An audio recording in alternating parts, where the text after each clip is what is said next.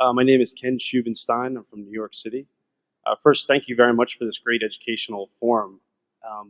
You've taught us that a key concept of Berkshire is the amount of float it has, the cost of the float, and how fast it grows. Can you please help us understand currently what amount of float Berkshire has and what the goals are in the future for that growth rate over a sort of 1 to 2 decade period, understanding that it'll be a lumpy advance? Because looking at the historical data you've provided us for Genray and Berkshire regarding the amount of float and its cost, it's grown at a great rate, high teens, low 20s. And if you could please comment on the future expectations we should have, that would be great. Well, it's an important question, but I don't know how to give you a good answer. It's grown at a much faster rate since 1967 when we went in the insurance business than I thought it would. I mean, I didn't anticipate it would grow that way. I didn't anticipate necessarily we'd get a chance to buy Geico. I didn't necessarily know we'd ever acquire a General Re. So it's been very hard to forecast. What we've tried to do is grow cheap float as fast as we could. And sometimes it's been easy, sometimes it's been impossible.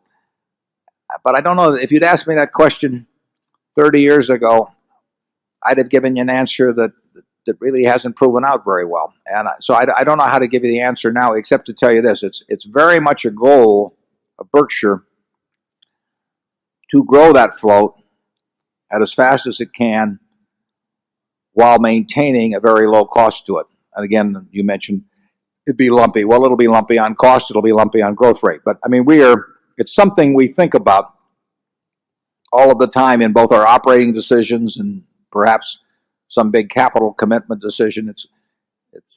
We know that if we can solve that problem of how to grow it with it costing us relatively little, that we will make Berkshire a whole lot more valuable in the process. And people, I mean, we always laid out the facts as to what we were doing, but people basically seem to ignore that, and we have had this growth rate which we can't maintain. The numbers are too big.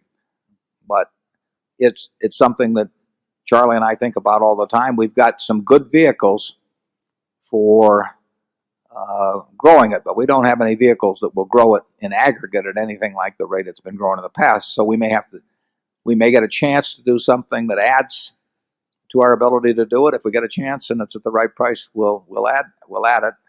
If we won't, we'll do as much as we can internally.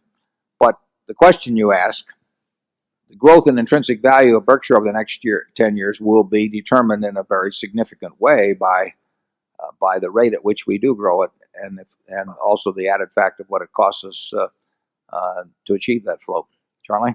Yeah, if we grow very low-cost float at the same rate that it's grown in the past for another 30 years, you can be confident of one thing. If you look to the heavens, there'll be a star in the east.